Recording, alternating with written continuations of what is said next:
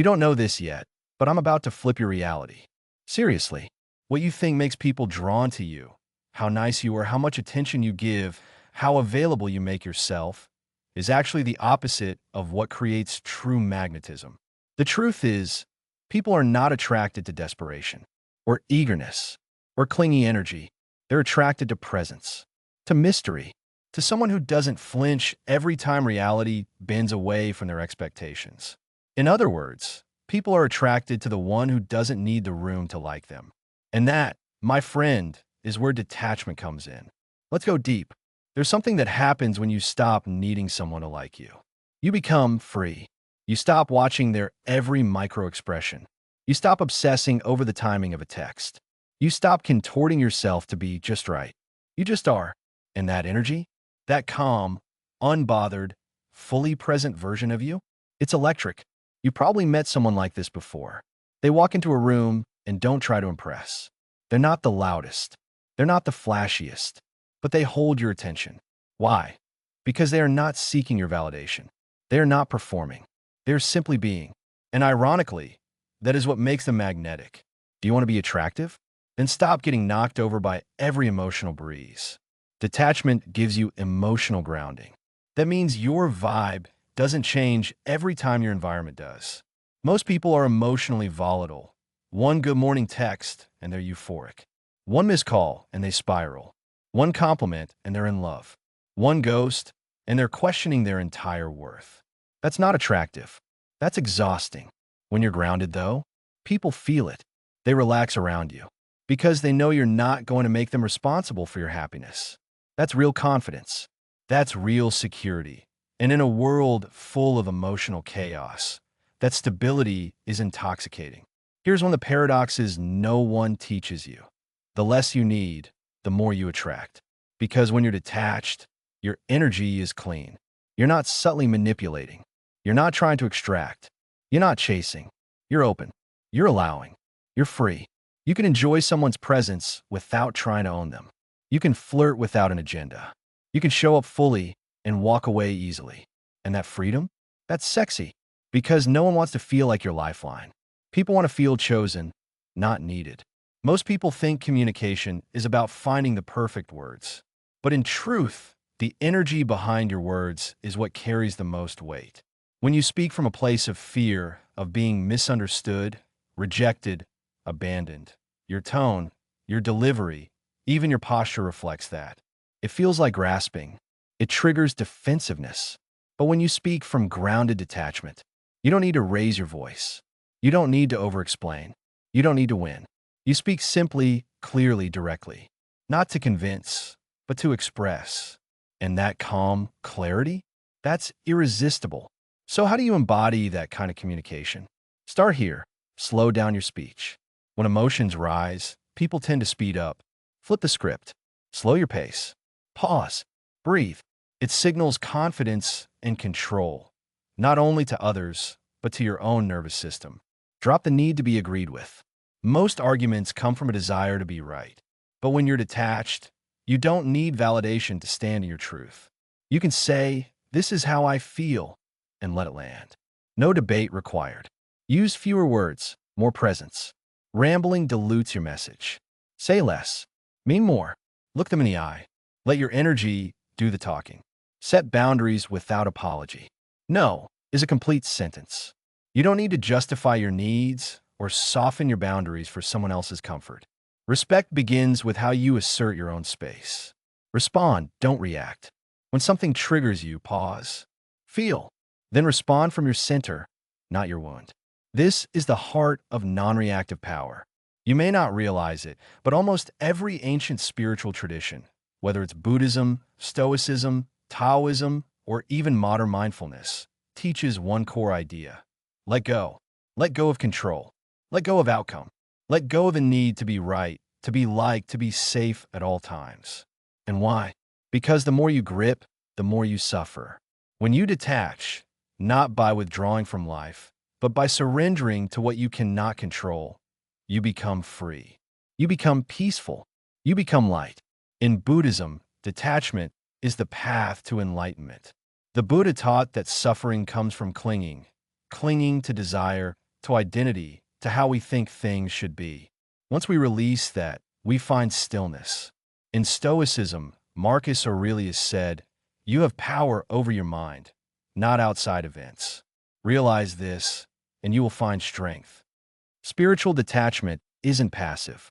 It's not about being lazy or uncaring. It's about presence, about being so rooted in the now that nothing can disturb your peace. People feel that. They feel when your energy is settled, even if they can't explain why they're drawn to you. That's because spiritual detachment creates purity of presence. And presence is the rarest form of attraction. Think about the best leaders you've ever seen, whether in business, politics, or sports. Are they the ones who panic under pressure? Who lash out when something doesn't go their way? Who need validation every 5 minutes? No, they're calm, grounded, often understated, because leadership requires emotional control, detachment from praise and criticism, clarity in chaos. When you're non-reactive in the workplace, people trust you. They feel safe around you. You become the eye of the storm. And whether you're leading a company or just managing your own career, that kind of emotional discipline creates massive opportunities. You stop needing to prove yourself. You let your presence and consistency do the work. You become a force. Detachment doesn't mean you stop caring about your goals. It means you pursue them without letting setbacks define your mood or self-worth. And ironically, when you stop obsessing over outcomes, they tend to arrive faster. Why? Because your energy is clean. Your decisions are smarter. Your execution is tighter. There's a crucial distinction most people never learn. Reaction is impulsive. Response is intentional. Reactions are automatic, emotional, often regrettable. Responses are deliberate, grounded, controlled.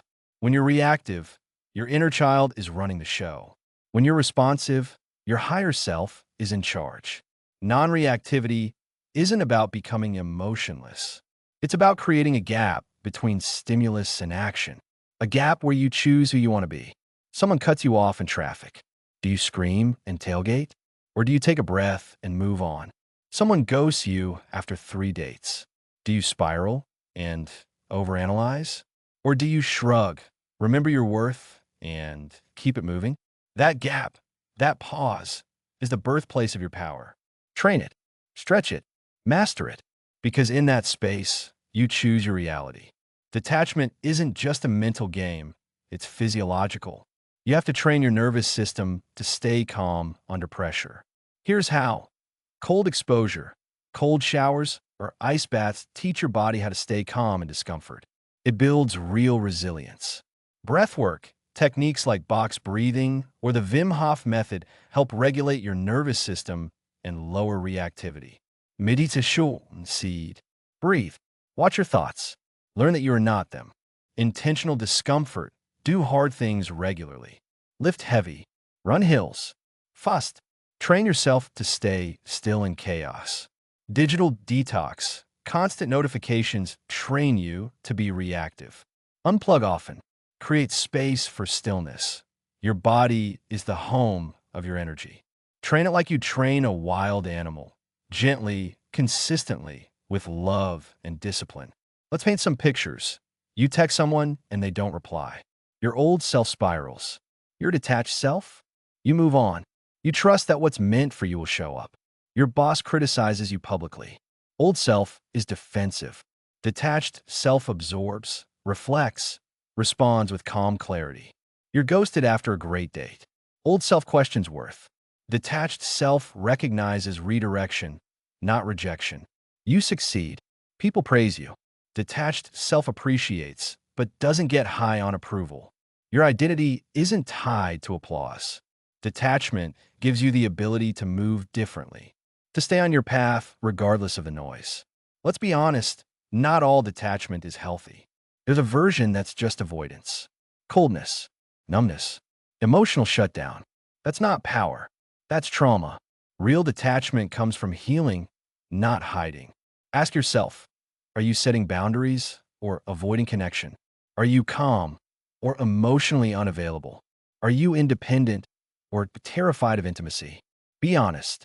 True detachment is warm, open, soft in the heart, but unshakable in the soul. It's not about not feeling. It's about not being ruled by what you feel. So here we are. You've learned that detachment isn't disconnection. It's power. That non-reactivity isn't numbness. It's mastery. That letting go doesn't mean losing. It means finally gaining control over your life. The truth is, most people are stuck in loops. Emotional chaos, attention addiction, fear-based decisions. But not you. You're stepping into something different. A way of being that's calm, commanding, and magnetic as hell. From this moment on, you're done chasing. You're done begging. You're done over-explaining. You're done giving your power away. You speak when you want. You move when it's aligned. You give from overflow, not obligation. You become the force.